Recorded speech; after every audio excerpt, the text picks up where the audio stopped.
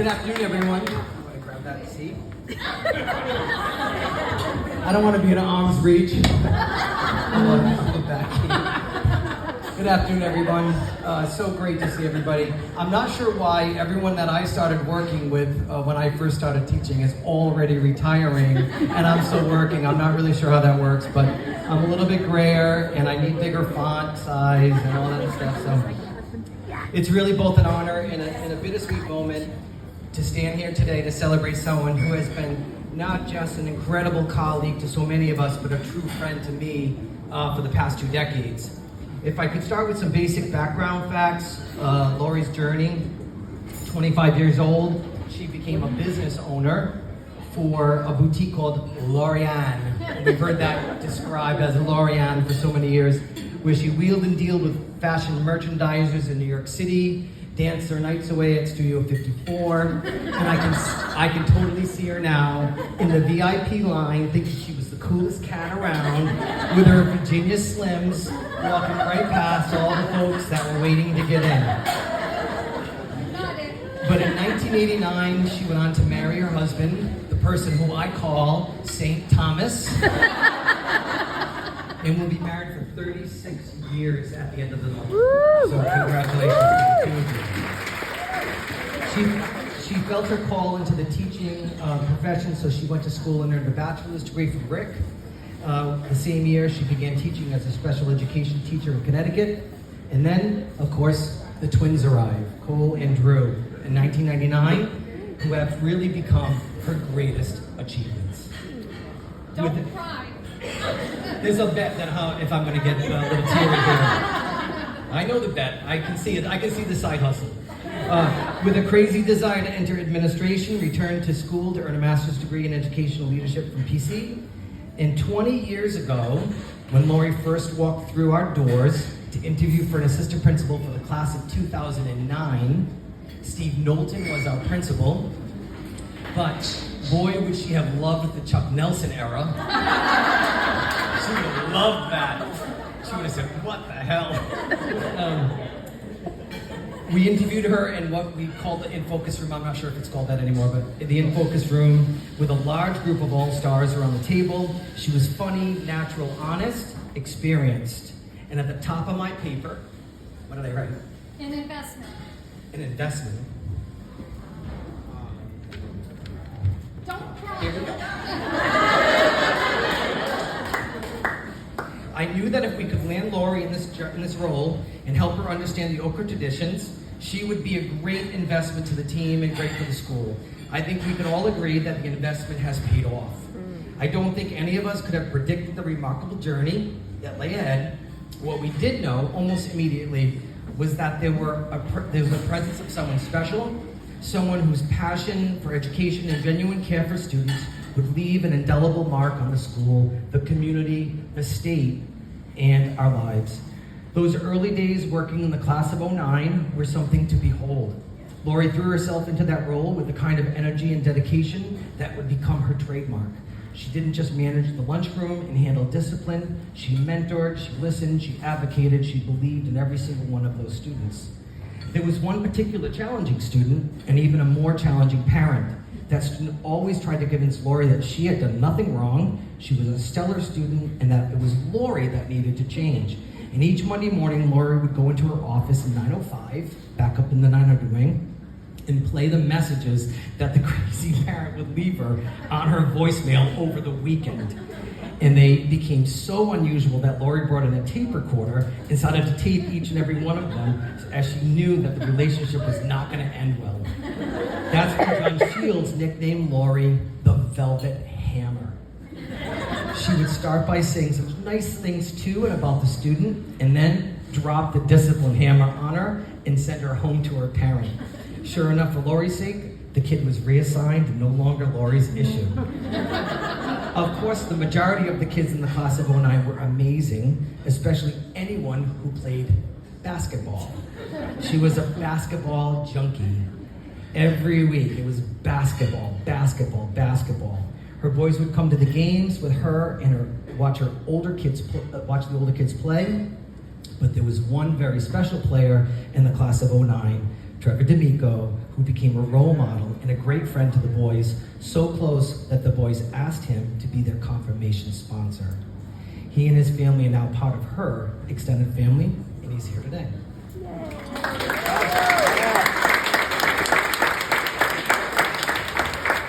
There were so many funny, unforgettable moments in this role. Once in my office, a senior, let's call her Corinne, was getting in trouble for harassing a student in Lori's class. The kid thought she was so funny. Without missing a beat, Lori said, "Funny? You're not funny. I'm funny. I'm a funny expert." I think she's still disgruntled. Decades later, finishing second to that Diane Mastronati Yep, you got it right. in the Johnson High School class superlative as Miss Witty. Lori always challenged that count and thought she should have been Miss Witty at Johnson High School class of 77. But in my opinion, Lori's always been fast and funny with her quick, snarky backhands and probably should have won that award. But Lori was just getting started. In 2009, her beloved class walked across the graduation stage and she was already preparing for her next chapter as a CTE director. Talk about perfect timing. She helped send one group of students into the world and immediately pivoted and prepared the next generation with real-world skills and opportunities. She always greeted kids at the cafeteria door with a warm good morning or a kind opinion on their outfit. That is, if Lori got to work on time. Getting up, must have been me. Like, where's Lori? Getting up early to come to work on any day that ends in Y was not Lori's favorite thing to do. Sometimes Tommy would ask Lori if Coventry had an hour delay that he was not aware of. Then there was the time that Lori came late to work because she decided at 7 a.m. was the right time to change the shower head in her shower. But she was a great frontline leader. We could always count on her to identify a student who didn't belong in the building, as she would drill him or her with questions that she expected immediate responses to. Who's your advisor? Who's your math teacher? Who's your second period teacher? Or the times that she would be the dress police at the prom, saying, "Honey, did your mother see you before you left tonight?" Those were always the fun conversations that I got to have with the parents after the kid was sent out of the dance. Did your mother see you tonight? Right? We enjoyed it. Yeah, that was probably one of your finest. We enjoyed the game, What's Lori Doing Right Now? During the Rich Pindola, Lonnie Morris, Chandler, Joe Lucian, Chris D'Ambrosia, Paul Pacheco days, we would text each other on a Sunday afternoon in preparation of our Sunday Scaries to ask the simple question, what is Lori doing right now? The predictions would be all over the place. She's changing her oil, she's bird watching, she's skydiving, she's building an outdoor fire pit, she's away for the weekend at a rodeo. No matter what anyone typed, they all seemed believable. And often with Richard Pendola, pretty hilarious. She's one of those people that can do and be anything. For me, her finest moments occurred when she walked into the room, typically late. I would be in my office having a meeting with virtually anyone. It didn't matter. If Lori wanted a coffee, into the office she came, went into my cabinet, helped herself, used the Keurig, and laughed at the volume of noise a Keurig makes at the end. And then walked out and said, "Sorry," and left. Or the time we had an entire school assembly, I think it was for the Teacher of the Year award. Lori was put in charge of the dignitaries. She was supposed to bring them to the door of the gymnasium and then allow them to proceed to the chairs on the opposite side of the gymnasium. Instead, Lori decided she was going to be first in line and wanted the crowd and waved at the crowd like the queen, and she thought she was the dignitary that was leading the group and completely pissed off the superintendent. And we both got an earful at the end of that event. The best entrance was in the In Focus room when we hosted then Representative Jim Langevin. Late to another meeting, Lori walked into the meeting as if it had not even started. I grant you it was lunchtime, but Lori proceeded to unpack her typical smelly lunch of tuna, or sardines or something so many of us would find disgusting, spread out all over the table. Don't mind us, we're just meeting with Congressman Langevin. And the best part of that meeting was when Lori decided she was going to devour an apple, making all the noises that Mr. Ed would as she ate it. But we could not help but die inside. And of course, we could never forget her announcements on the PA system. Without hesitation, gladly interrupts 1,500 people, only to forget who she was calling to her office.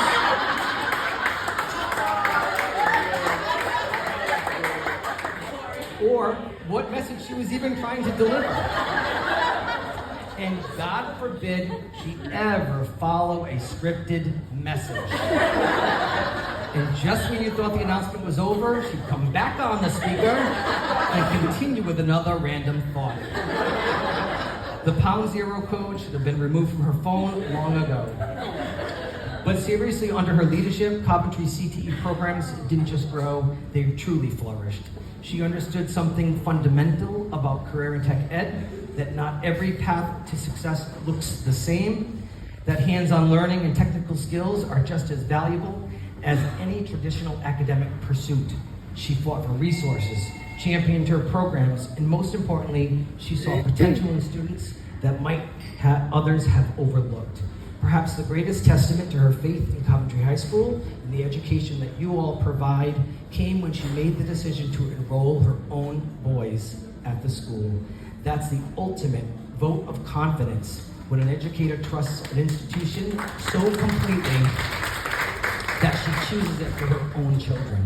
It speaks volumes about her belief in what you do and the quality of education she helped create.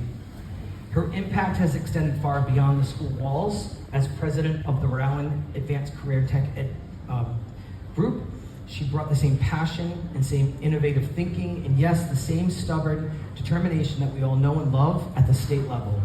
Being able to travel all over the state and see all types of schools and programs, I know that Lori is widely respected and regarded as the best CTE teacher, best CTE director in Rhode Island.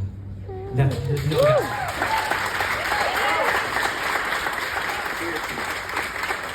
But here's what I want everyone to know about Lori. She wasn't just an exceptional educator and leader, she became my family. I lost. Here we are. There it is. Just take it. All right, over these 20 years, she's been a person I could count on for honest advice, someone to bitch slap me when I needed it, someone who would celebrate my highs and genuine joy, and someone who would sit with you during the tough times without judgment. She somehow always knew exactly what to say the day when the day had been particularly challenging. She laughed with us, she cried with us, she traveled all around the world with us, and occasionally reminded us that we were all a little crazy, often saying to me, "Are you for real?" And Lori, as you begin this chapter, you might be busier than ever. With your new consulting firm, LF Consulting, I want you to know that your legacy here is secure. You've touched thousands of lives, students who found their calling in your CTE programs, colleagues who were inspired by your leadership, and friends like me who were lucky enough to share this journey. The hallways will be quieter, for sure. Without your laughter, and the meetings may be less interesting without your commentary, but on behalf of everyone here, thank you for being an amazing colleague, an inspirational leader, and most importantly, a treasured friend. Congratulations on a career well lived and a retirement well deserved.